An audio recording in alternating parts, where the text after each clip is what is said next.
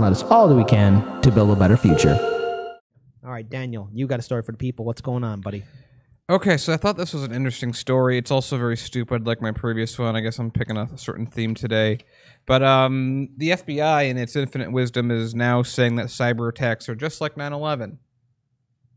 I mean, they said it, so let's talk about it. Okay, wait. Okay, so a cyber attack is just like 9/11, right? Yep. That's what they said. The FBI. Yeah, remember when our families died when that bank couldn't move its money around? It was a really sad day. Okay. Anyway, FBI Director Christopher Wray likened the challenge posed by the recent spate of damaging ransomware attacks on the U.S. to the September 11th terrorist attacks and called for a similar sense of urgency in response. In a new interview, does that mean we're invading Russia? Because that's sort of an implication that we have to like factor into this at some point. There are a lot of parallels. There's a lot of importance and a lot of focus by us on disruption and prevention. By the way, as we talked about when Laney was here, this is the U.S. admitting openly that it has failed for decades to set up any amount of security, and that's Congress, that's the presidency, that's all these agencies have been at just not done the job to prepare us for cyber attacks. And now that they're happening, they're like, oh my God, this is so terrible. What could we have ever done? Well, there's a lot they could have done. They could have treated the entire hacking community differently. I mean, there's just almost a limitless amount of responses to that. Again, I was surprised that we haven't made that cyber warfare core will come after Space Force. Well, whatever. We don't know what we're doing. Mr. Wray said in an interview, right, there's a lot of parallels, in an interview with the Wall Street Journal on Thursday, there's a shared responsibility not just across government agencies, but across the private sector and even the average American. The scale of the problem is one that I think the country has to come to terms with. I think it's the one that the government has to come to terms with. Companies, well, for the most part, seem to have a better ability to deal with this, and even not. Like, remember there was that hack a while back of that one agency that had like connections to something like, a dozen or 24 government sectors because again they didn't properly. I mean, it's you didn't prepare, buddy. So now it's crunch time and you're not ready. That's all there is.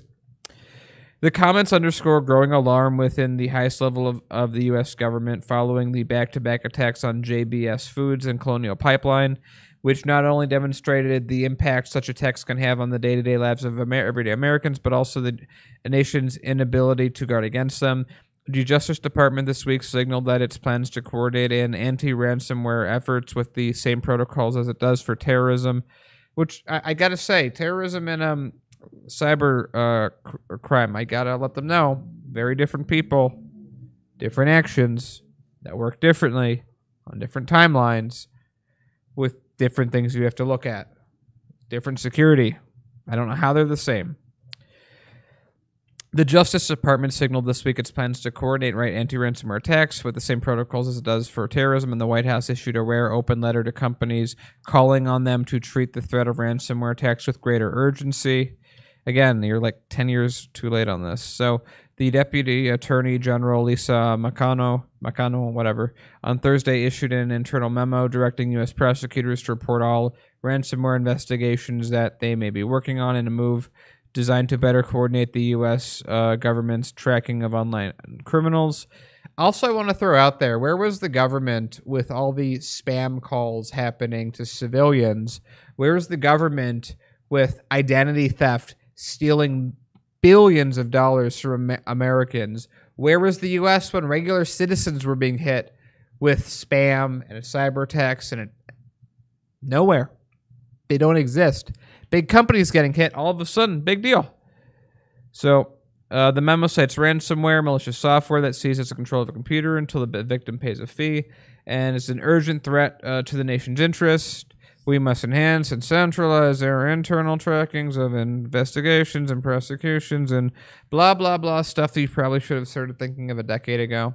Well, see, the thing is, Dan, that would mean require spending money on their internet infrastructure, which, let's face it, with the current rate of our new infrastructure bill and how it's being watered down, they're not going to get crap. Yeah. So they're going to keep on running with this propaganda like, oh, beware of hackers.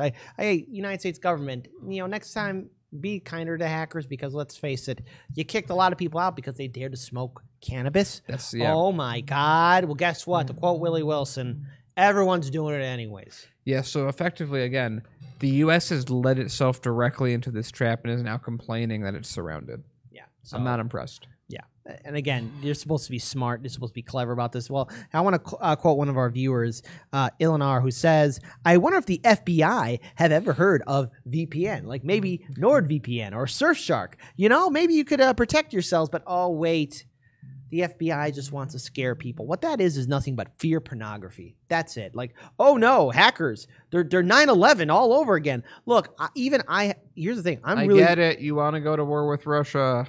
Yeah, or either that. Here's the thing. Like, even that hacker attack that happened to Colonial Pipeline, which still, again, it's a very dangerous spill. I find it convenient that it happened all of a sudden as they were investigating into that spill. Like, you know, what? Just some random hacker woke up and said, you know what? I know the Colonial Pipeline is right now being investigated, but now I'm going to do a sneak hack into their stuff and hold them hostage. Very suspicious. And you know, and the thing is, and if anything goes wrong, we got hacked. Yeah, or neither that too. Like, even how they were talking about the idea of negotiating with the hackers. I thought the United States doesn't negotiate with terrorists. Well, yeah, I guess not. But they really, that's a good point. They really knocked themselves in a corner with that one. Yeah. Anyway, this entire thing is stupid. This is us not being prepared for something we should have been prepared for because we were focusing on other irrelevant things.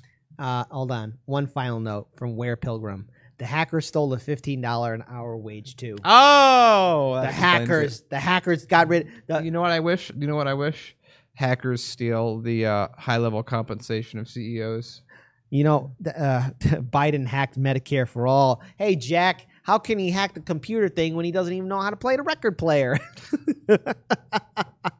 I know I'm being mean. I know. But let's face it. We live in a neoliberal system with incompetent politicians, the Democrats and Republicans being the key examples of this, how incompetent the whole system is.